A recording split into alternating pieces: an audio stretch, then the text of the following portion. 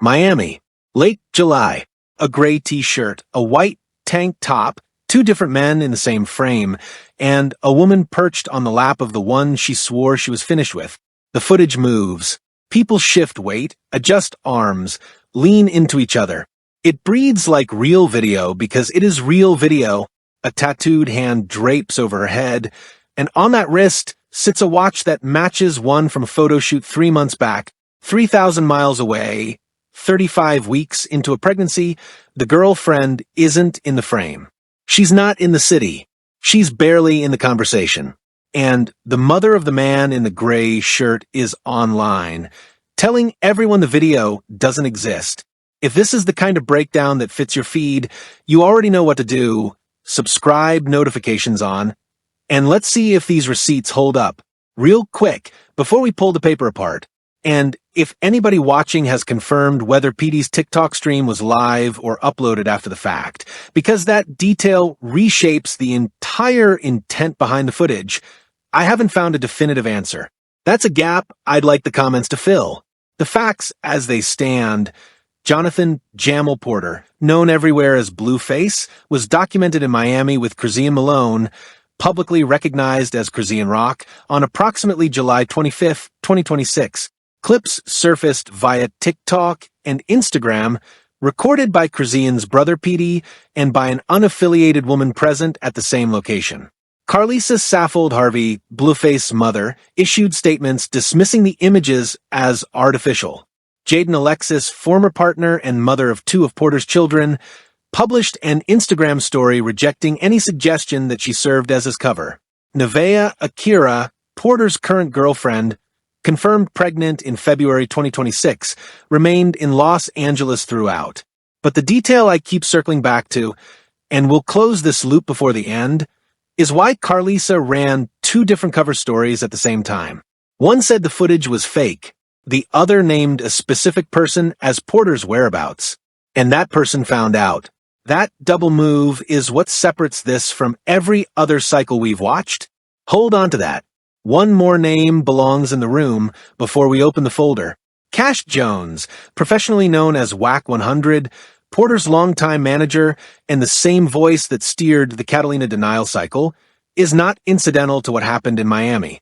He operates as the public switchboard for Porter's crisis moments, and his fingerprints on the strategy show up in podcast records, Clubhouse recordings, and archived Instagram lives going back to 2019.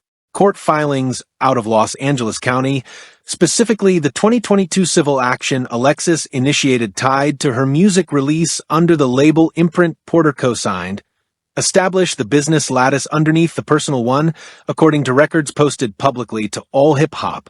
That business lattice matters, because when the mother deploys an alibi in a private DM and the manager deploys a denial on a live stream, the coordination isn't rumor. It's role assignment. Karlissa Saffold Harvey took to Instagram in the hours after the Miami footage began circulating. Her posts, captured and archived by multiple outlets, carried the same posture each time: dismissal, deflection, and a specific insistence that the man in the gray shirt was not her son. "Stop sending me them AI pictures," she wrote in one post. "My son not with that lady." In a separate statement, the matriarch went further. "Stop sending me the hired look-alike. That's not my son. I know where he's at." The phrasing rotated between posts, sometimes AI, sometimes look-alike, but the core claim held. The footage was fabricated and Blueface was elsewhere. Elsewhere, which brings us to the next document. Jaidyn, Alexis, who shares 2 children with Porter and has maintained a publicly documented co-parenting relationship with him for years, posted to her Instagram story within the same 48-hour window. Her message was brief and pointed. "I don't know what false news is being spread, but I ain't nobody's alibi." That single line carries weight. Alibi is not a word someone deploys when they're casually distancing themselves from gossip. It's a word that implies someone attempted to position them as a verification, a named location, a named companion, a named proof. Alexis didn't say she was misquoted. She said she wasn't an alibi. The distinction matters. If you've ever watched a family where the mother coordinates the public narrative while the son runs the private one, where DMs get strategic and group chats become war rooms. You already know that alibi isn't a word that shows up in someone's story by accident. Pull the next receipt off the stack. A second post from Alexis, archived by fan accounts before her follow-up story disappeared roughly 9 hours after it went live, read, "I stay out the way. Don't put me in nobody drama to clean up." The archived screenshot, mirrored across multiple gossip pages before the original vanished, is documented in the reporting compiled by Hip Hop DX. The deletion itself is a record. A statement pulled down after the message lands has still been sent, and the pull-down carries its own footprint. The manager entered next. On a July 26th Clubhouse room later ripped and re-uploaded to YouTube, Wack 100 stated publicly, "That ain't no AI. That's grown people making grown decisions." The audio clip circulated across all hip-hop within the same 24-hour window. Karlissa's AI denial was still active on Instagram. Read that twice. The manager confirmed the footage was real, while the mother was still claiming it wasn't. Same team. Same day. Two directions. Silence. Then there's the prior precedent. In an earlier cycle, the Catalina Island footage that surfaced weeks before the Miami clips, Porter and his manager Wack 100 appeared on a live stream and denied that footage as well. "Yeah, that was AI," the rapper told Wack 100 during the stream, before claiming that the artificial rendering replicated his outfit from that same day. Wack 100 backed the denial, citing travel logistics. It would have taken over an hour and a half to reach the location, and there was no feasible way Porter could have been there. That denial came and went. The footage faded from the cycle. No receipts surfaced to contradict it, or at least none that gained traction. This time the evidence shifted. The Miami clips aren't stills. They're motion video. A woman at the same venue uploaded her own footage to TikTok, showing the group moving, shifting, breathing in real time. In the clip, two distinct men occupy the same frame. One in a gray t-shirt, one in a white tank top. Chrisean sits on the lap of the man in gray. The man in the white tank, identified by multiple viewers as PD, Chrisean's brother, sits further back in the frame. Porter himself entered the paper trail on July 26th with a 2-word Instagram story that read "Camera's Cap." The story is preserved via the Wayback capture of a fan repost, and the reporting by Hot New Hip Hop treats the message as Porter's first direct on-record response since the footage surfaced. He did not say the footage was AI. He did not name a location. He said cameras lie, a claim that only makes sense as a defense if the cameras had something to lie about. Records from the USPTO list a trademark application filed under Blueface Entertainment LLC on July 22, 2026, 3 days before the Miami footage surfaced. The filing covers merchandise categories, including apparel and audio recordings. That business step, taken in the same week as the trip, is on file whether or not anyone in his camp wants to talk about it. The watch on the gray shirt man's wrist appears in an earlier photograph from a Porter photo shoot. The tattoo on the arm draped over Chrisean's head matches his known ink. These are the details the internet's own investigators flagged, circled, and posted before any outlet picked up the story. And then there's the pregnancy. Nevaeh Akira, Blueface's current girlfriend, confirmed her pregnancy publicly in February 2026. By late July, she would have been entering the window, roughly 35 weeks, per multiple social media references from both Akira and commenters in her orbit, where labor could begin at any point. She remained in Los Angeles while the Miami footage surfaced.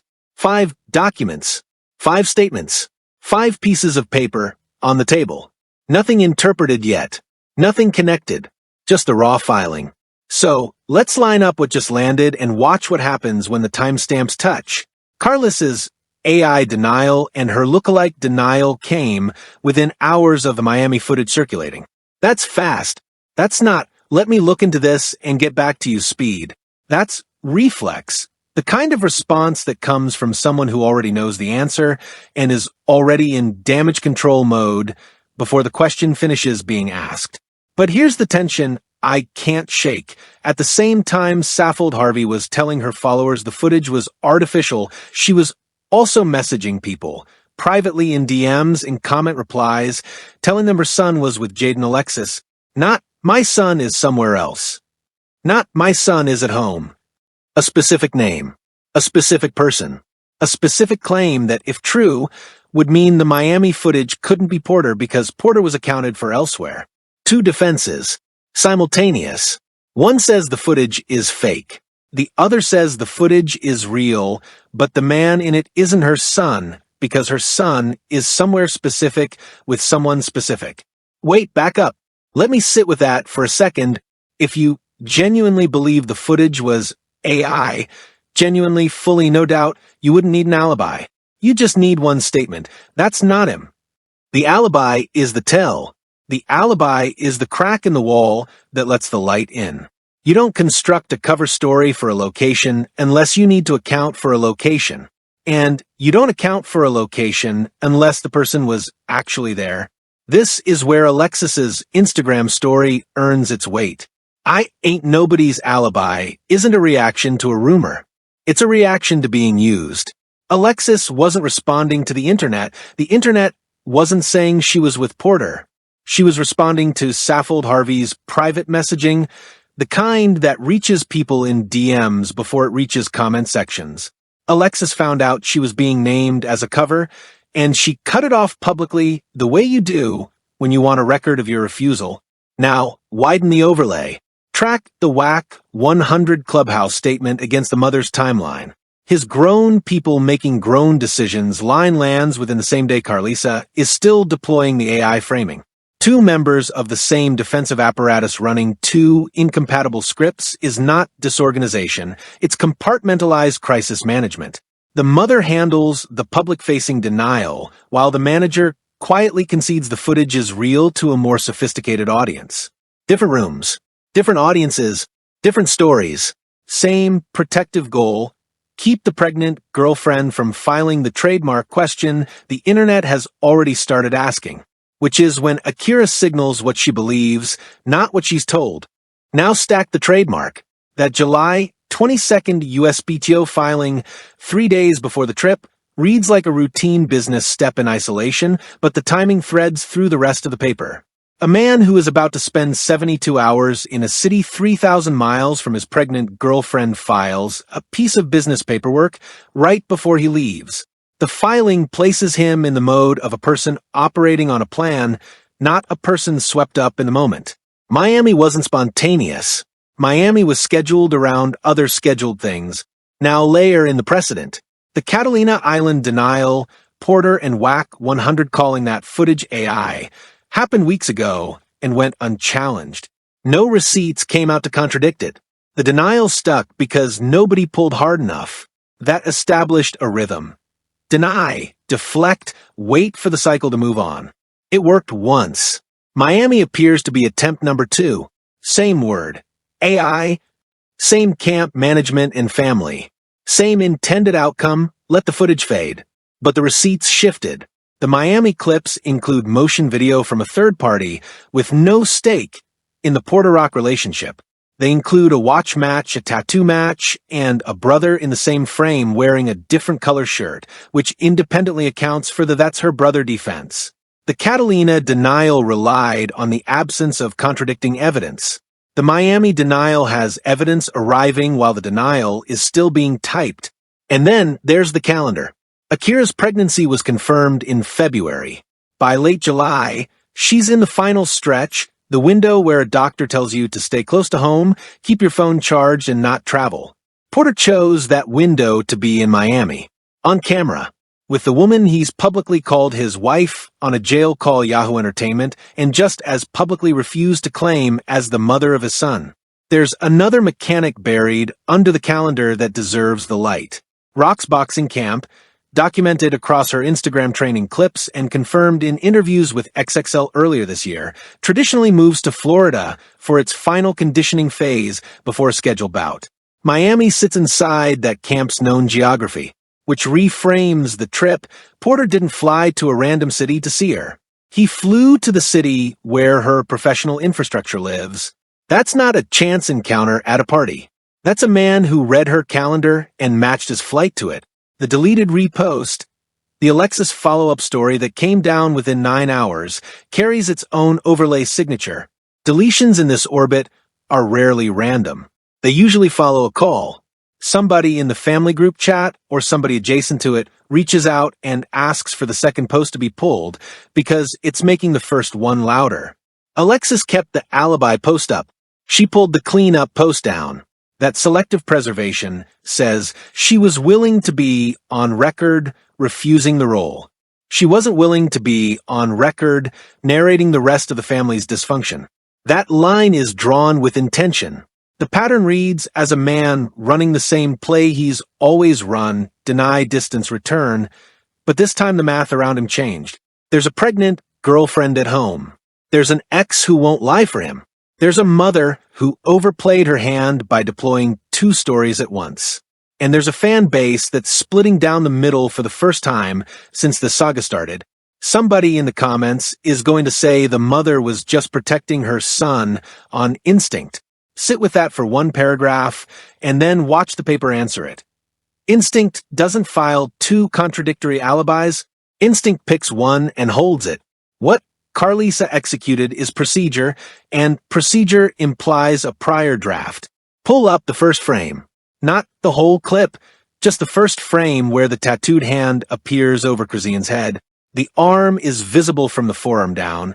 The ink pattern, a cluster of dark shapes on the inner forearm extending toward the wrist, lines up with Porter's documented tattoos. I had to look at this 3 times to make sure I wasn't filling in details my brain wanted to find. Comparing it side by side with photos from his public appearances, the placement, the density, the spread, all correspond. That's not confirmation. That's correspondence. There's a difference. But it's a difference that tilts hard in one direction. The watch. Someone on the internet, not an outlet, not a journalist, a person in the comments with too much time and a functional pair of eyes, pulled up a photo from a Porter photo shoot and isolated the timepiece. Same band. Same face, same visible features. The watch in the Miami frame and the watch in the photoshoot image appear to be the same object. Now, look at the shirts. This is the detail that dismantles the "that's her brother" theory without needing a single quote. In the video, 2 men occupy the same frame. One wears gray. One wears white. Chrisean sits on the lap of the man in gray. The man in white, PD, her brother, the person the denial camp keeps pointing to, is visible further back. They're in the same shot, at the same time, in different colors. If the man in gray were PD, then who is the man in white? PD can't be in 2 places in the same frame. The footage does the work that 1,000 comment section arguments couldn't. Then there's the third source video, the TikTok from the woman who was physically present at the venue. She has no apparent stake in the Porter Rock saga. She uploaded her own footage because she was there and the people she recognized were noteworthy. Her clip shows the same group, the same positioning, the same gray shirt, the same white tank. A second camera, a second angle, from someone who doesn't benefit from either side of a narrative. In a courtroom, this would be called corroborating evidence. And the behavioral pattern, Saffold Harvey's response arc across the last year reads like a loop. Every time footage surfaces of her son with Chrisean, the denial comes within hours. The language rotates, sometimes AI, sometimes lookalike, sometimes that's not my son, but the velocity is constant. When the prison splits photos circulated, she called them AI. When the Catalina footage surfaced, the camp called it AI. When the Miami clips landed, the same word deployed again. The consistency of a denial strategy is itself a receipt, not of the footage's authenticity, but of the existence of a protocol. Someone has a playbook, and the playbook's first page always says the same thing. Deny first, verify never. Turn up the audio on the PD stream and something else surfaces. About 11 seconds into the widely circulated cut, a background voice says a name, cut short, half swallowed by ambient bass that sounds unmistakably like Blue. I ran it back 3 times, twice at normal speed, once slowed to half. The syllable is short and the ambient noise is thick, so I'm not going to plant a flag on it. But if you spotted the same beat I spotted, dropped the timestamp because a bystander calling him by his known alias inside a room the mother says he wasn't in is a receipt that doesn't need editing to speak. Now the business layer. Records from ASCAP list Porter as writer on 3 tracks registered under Rock's publishing catalog dating back to 2023. Those registrations weren't dissolved when the couple publicly separated, which means for the entire I'm Done cycle, the gospel track, the boxing pivot, the declaration, Porter has continued to collect a publishing split on Rock's back catalog. Their business relationship never separated. Only the personal one performed a separation. The paper never left the room. Then the digital magnifier. A cached Instagram comment from Karlissa's account, dated approximately 4 hours before her AI denial went public, replied to a fan asking about the Miami rumors with a single line, "He home." The comment was deleted within 30 minutes, but a way-back capture preserves it. Surfaced in the reporting from a neighborhood talk. That comment matters because it dates the initial denial before the AI defense existed. Story 1, he's home. Story 2, 4 hours later, it's AI. Story 3, running underground the entire time, he's with Jaidyn. 3 stories from one source in one afternoon. Any of them true, and the other 2 are lies. All of them false, and the source is not a source. The visual magnifier lands, one more receipt worth naming. In the Miami clip, a chain is visible around the gray shirt man's neck for approximately 2 seconds, long enough to make out a pendant shape that matches the piece Porter wore during his June appearance on the Breakfast Club interview. Same pendant, same chain length, same asymmetric hang. The jewelry is not a definitive identifier on its own. Stacked with the watch, the tattoo, the vocal cue, and the third-party camera, it's another line in the same signature. 3 camps formed around the Miami footage, and each one revealed more about itself than about the story. Camp 1, Karlissa's orbit. The framing here was absolute denial. Not hedged, not cautious, not let me look into it. Full stop, day 1, AI lookalike, not my son. The strategic choice in this frame is speed over accuracy. You don't wait to verify, because waiting implies the possibility that the footage is real.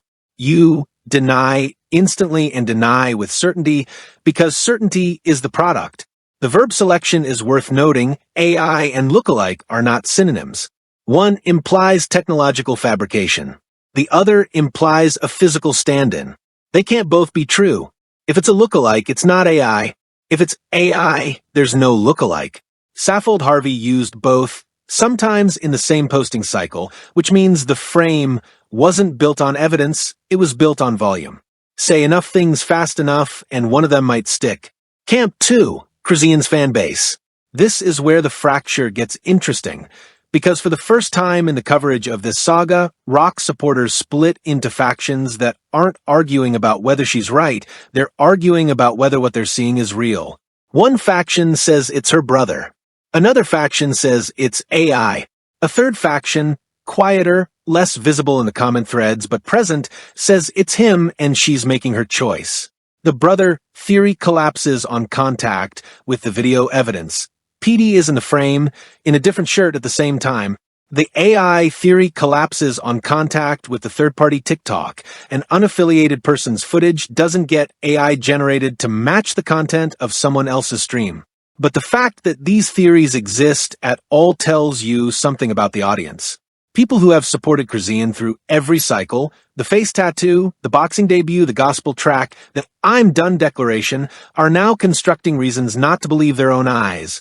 Camp 3, the evidence-first observers. The framing here is forensic. Watch matching, tattoo comparison, shirt color differentiation, third-party corroboration. This camp doesn't have a dog in the fight emotionally. They have pixels, timestamps, and side-by-side comparisons. Their frame is the least rhetorically exciting, but the most structurally sound. A fourth camp deserves the light too, the legacy hip-hop press. Notice the verb choice across outlets when the Miami footage broke. XXL used appeared to. Hip Hop DX used spotted with. Vibe used captured alongside. None of them said was with. None of them said confirmed. The verb hedge across the coverage tells you the legal review at each outlet arrived at the same conclusion. The footage is unclaimed by anyone in Porter's camp, and until it's claimed, the verb has to breathe. The framing choice reveals the outlet's exposure calculation, not the outlet's belief. Then there's the podcast layer. The Joe Budden podcast devoted roughly 8 minutes to the Miami footage in its most recent episode, and the discussion notably avoided naming Nevaeh Akira. That omission is a frame in itself. When a podcast known for grinding into the personal specifics of a story leaves the pregnant girlfriend out of the conversation entirely, the choice signals awareness that Akira's presence in the narrative makes the story unspinnable. Silence on her name is not neutrality. It's a protective frame. 3 camps, 3 reads, and if you're watching this, you're already in one of them. Tell me which in the comments, because the split tells me more about the audience than the footage ever could. Now, the Steelman. The strongest version of the denial case goes like this. AI video generation has reached a point where motion can be synthesized, faces can be swapped, and watches can be matched to reference photos. The technology exists. The motive to fabricate exists. Chrisean's content runs on proximity to Blueface, and manufactured proximity still generates engagement. It's not irrational to ask whether the footage is real. Here's why it still falls apart. The third-party TikTok wasn't posted by anyone in Rock's orbit. It was posted by a woman who was at the venue and recognized the people she saw. She has no promotional incentive, no relationship with either camp, and no documented history of AI content creation. Her footage independently corroborates the positioning, the clothing, and the identities visible in the PD-streamed clip. AI fabrication requires a fabricator. The fabricator would need access to the venue, the clothing, the body positioning, and the complicity of at least one bystander.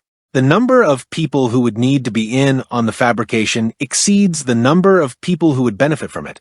The denial theory requires more coordination than the reality it's trying to replace.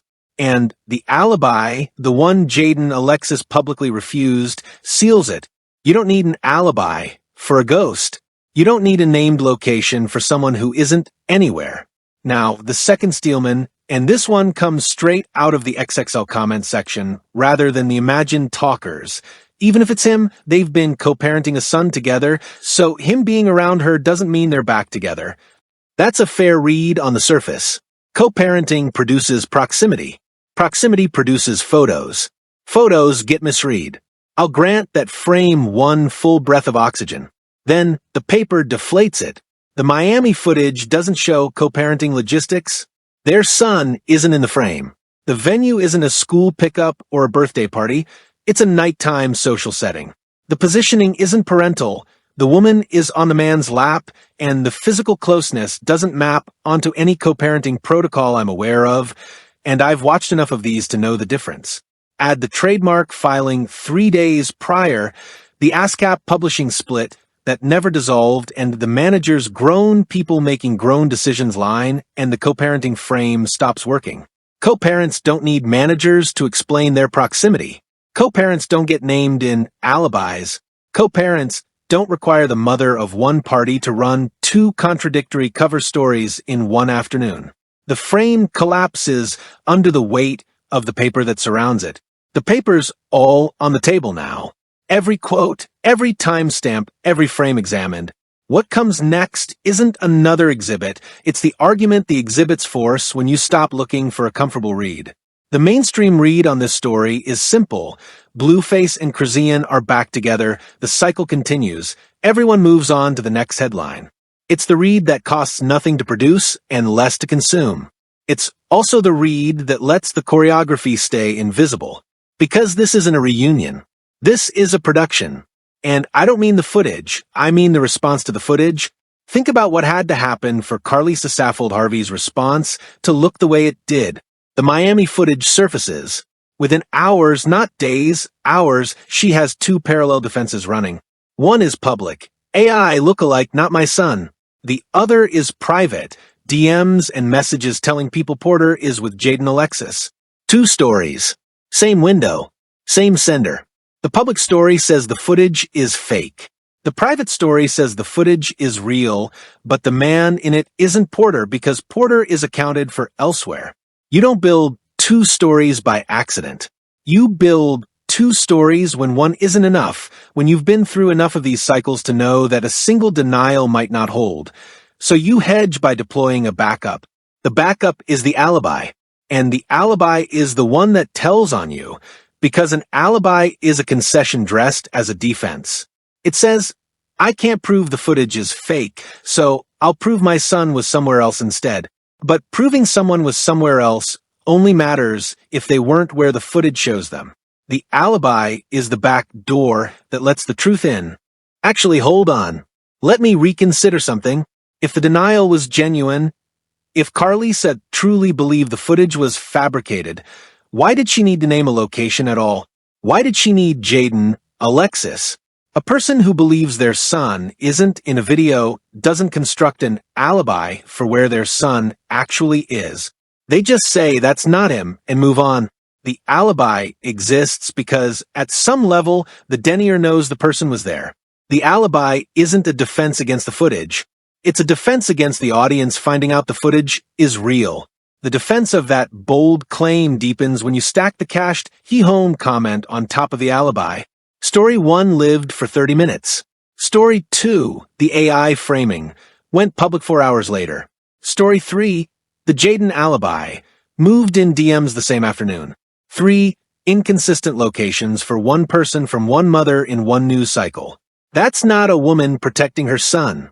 That's a woman running triage on a story she can't get ahead of. And triage that visible tells you she knew a receipt was coming she couldn't defuse. The trademark filing 3 days earlier, the manager's Clubhouse concession, the deleted he-home comment. Each one lands another callback that the AI theory can't absorb. Now, widen the lens. This is the third AI denial in a documented sequence. The prison splits photos denied as AI. The Catalina Island footage denied as AI. The Miami clips denied as AI. Same word. Same camp. Same velocity. At what point does a pattern of identical denials become less credible than the thing being denied? If everything is AI, nothing is, and if the denial is always the same, the denial is the thing that's been manufactured, not the footage. Here's the choreography as the receipts outline it. Step 1, footage surfaces. Step 2, Karlissa deploys the denial, preloaded, reflexive, the same word as last time. Step 3, simultaneously, she names an alibi, Jaidyn Alexis, a person with proximity and credibility, someone whose name alone might redirect attention. Step 4, the alibi refuses. Alexis, who has spent years in this orbit and knows exactly how the machinery works, posts publicly that she isn't playing the role assigned to her. Step 5, the denial and the alibi both collapse, and what's left is the footage, unchallenged by any contradicting receipt, supported by a third-party camera, and corroborated by physical details that AI would have to deliberately fabricate to match. The choreography failed because the cast didn't hold. Karlissa delivered her lines. The footage didn't cooperate. And Jaidyn Alexis, the one person whose participation was assumed, walked off the set. Let me be honest about something I'm less certain on, and I want to flag this as a read, not a receipt. The question of whether Porter genuinely believes his own denials or whether this is pure performance, I can't answer that from the outside. It's possible he's constructed a reality where the denial feels true to him. Pattern behavior and self-deception aren't mutually exclusive. What I can say is that the denial's structure, its consistency, its speed, its dual-track deployment, reads as coordinated, not organic. Coordinated denial isn't confusion. It's strategy. Somebody in the comments is going to defend Karlissa by saying she's a mother, mothers protect their children, and every one of us would do the same. Fair. I hear that read. Mothers do protect, but protection that runs 3 contradictory stories in one afternoon isn't protection. It's public relations. The distinction matters because the audience she's protecting him from is the same audience she's asking to buy the product. You can't be both the shield and the vendor. Karlissa picked the vendor role a long time ago. Another jab, quieter this time. Watch how the legacy press moved. Rolling Stone covered the Miami footage in a 340-word write-up that spent more paragraphs on Porter's boxing career than on the pregnant girlfriend at home. The framing choice, to bury Akira 3 graphs deep and lead with a career recap, reads as a soft landing edit. The outlet had the facts. It chose the safer arrangement. That's a media decision, not a moral one. But it matters because the arrangement is the message. And there's a drier read, too. Somewhere in a house in Los Angeles, a woman with a hospital bag half-packed is watching the same clips you and I are watching. She's not talking. She hasn't posted. The silence has its own volume. An almost sympathetic note because the paper allows it. The teenager Blueface was when he named a song Thoshiana is not the man staring at a paternity ward calendar in 2026. Somewhere between those two versions, a chance to grow up got skipped. That's a human read. It also isn't an excuse for the Miami trip. Both things sit on the paper at the same time. And the strategy has a cost that's sitting in a house in Los Angeles, 35 weeks pregnant, watching the same footage everyone else is watching. The pregnant girlfriend isn't a footnote. She's the receipt that this isn't just a cycle, it's a casualty pattern. Nevaeh Akira didn't sign up to be the woman left at home while the father of her unborn child streams from Miami with someone he's publicly called his wife. She's not a character in the Blueface Chrisean saga. She's a person in the blast radius. And the blast radius keeps expanding while the choreography keeps running. The most damning detail isn't in the Miami footage. It's in the gap between what Karlissa said publicly and what she said privately, the gap between it's AI and he's with Jaidyn. That gap is where the truth lives. And the truth is that the denial was never about the footage. It was about managing the audience. The footage was always real. The question was always who'd believe the denial. And for the first time, the answer is not enough people, not even Chrisean's own fans. The audience that used to defend her is now constructing reasons not to believe their own eyes, and this is the cycle that breaks a fan base before it breaks the person they're defending. I'm not softening that. The show's falling apart. The receipts are louder than the script. The most probable outcome tracks the receipts we've already laid out. Akira is in the final weeks of a pregnancy. Porter is in Miami with the woman he keeps returning to, while the woman carrying his child sits in Los Angeles. The timeline here is not theoretical, it's biological. Labor doesn't wait for PR cycles to resolve. Watch what happens when the call comes in while the Miami footage is still circulating. The return flight, the hospital arrival, the optics of showing up after the internet has already timed your absence. That's the collision this whole situation is building toward. The most likely landing is a public scramble. Porter rushing back, Karlissa spinning a new narrative about his whereabouts, and the internet measuring the gap between when the footage was posted and when he appeared at the hospital. That gap becomes the next receipt. Watch how the hospital shift plays. The moment a birth announcement lands, the Miami footage retrodates itself against the delivery record. Every hour between the last Miami timestamp and the first hospital timestamp becomes a data point. Don't be shocked when a fan account overlays the flight tracker on the birth announcement. That overlay already exists as a template because it's been done in previous celebrity cycles, and the tooling is a Google search away. The next 48 hours after Akira delivers will be the internet reconstructing a travel log in public. Karlissa will attempt a new story. The story will collide with the flight data, and the collision will be its own third receipt. By the time August hits, don't be surprised if the conversation has shifted entirely from was he in Miami to how long was he gone while she was in labor. The denial won't survive a hospital timestamp. You can't call a birth AI. Once the birth registration hits the Los Angeles County Registrar Recorder Public Index, which happens within roughly 10 business days, per the county's disclosed processing window, a specific data point will become verifiable, whether Porter is listed on the birth certificate. If he is, the paper closes one loop. If he isn't, a different loop opens, and the second loop is the one the internet won't let go of. Neither outcome protects the current narrative. Okay, so if that's the trajectory and the receipts point hard in that direction, then What we're actually watching isn't a reunion story. It's a collapse story. The reunion is the setting. The collapse is the plot. The wild card sits with Chrisean. Her boxing career launched in April 2026 with a professional debut that she won, and the trajectory was ascending visibility, a narrative that finally existed independent of Porter. But the Miami footage shows her on his lap, in his orbit, performing the same dynamic the boxing career was supposed to replace. If she pauses or postpones her next scheduled fight, and the language around her training has already softened from next opponent locked to vaguer phrasing, the question that floods the comments won't be about her hand speed.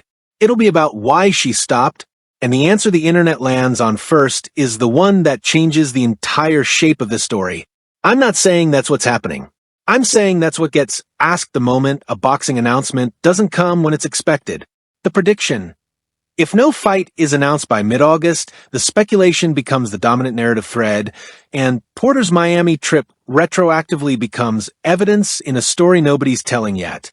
By the next fight card announcement window, which her camp has previously used as a monthly cadence, expect two possibilities and only two. Announcement 1, a booked opponent, a date, and a venue. That announcement kills the speculation cold. Announcement 2, silence or a soft language deferral like focusing on training. That announcement inflates the speculation by a factor of 10. There is no middle option that the audience will accept. The camp's PR apparatus knows this, which is why the choice they make is already being weighted internally. And don't overlook the boxing sanctioning body's paperwork on this. A licensed professional fight requires medical clearance forms filed with the State Athletic Commission at least 30 days out. If those forms don't hit the Nevada State Athletic Commission or the equivalent Florida body by mid-August, the fight can't happen in September. The paper deadline is real. The absence of paperwork tells you what the internet won't know for another 2 weeks. The residue, the 5-year aftershock, isn't about any single person. It's about the audience. For 6 years, the Blueface Chrisean saga has run on a fuel mixture of outrage, loyalty, and voyeurism. The audience that supported Rock's pivot to boxing, her gospel track, her "I'm done" declaration, that audience has now watched her sit on his lap in Miami while a pregnant woman waits at home. The fracture isn't temporary. It's structural. The true supporters, who wanted better for her, and the ride-or-die fans who defended every return are no longer arguing about the same thing. One side is arguing about Chrisean. The other side is arguing about themselves, about whether their investment in her story was based on a person or a projection. Once the dust settles on this cycle, the residue looks like this. The audience doesn't trust the narrative anymore. Not Blueface denials, not Chrisean's declarations of independence, not Karlissa's instant rebuttals, not the management's AI claims. Every future statement from any party in this orbit will be received with the built-in assumption that it's choreographed. That's the real cost of running the same play 3 times. The audience learns the play. Remember when we traced the first AI denial back to the prison photos and said the next one would arrive faster and fall harder? Clock rang, and it's still ringing. By 2028, expect the industry residue to show up in places nobody's watching for yet. Feature verses will get quieter. Brand deals, the small ones that don't need to explain themselves to a board, will thin out.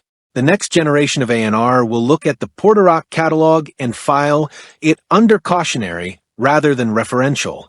Once a saga becomes a cautionary tale, the streaming numbers can stay up while the industry gravity underneath them drops. That's the aftershock that doesn't announce itself until you notice a name isn't in a room anymore. And the media apparatus itself takes on residue. The outlets that ran 3 consecutive back-together cycles without questioning the choreography have built a credibility debt with the audience. The next time one of them frames a Porter Rock cycle as a reunion, the comment sections will do the work the editorial rooms didn't. The audience becomes the editor. That shift outlasts this story, this couple, and this year. The next denial lands differently. The next "I'm done" hits emptier. The next AI claim gets met with the watch, the tattoo, the shirt, the third-party camera, and the memory of every other denial that came before it. The residue is skepticism.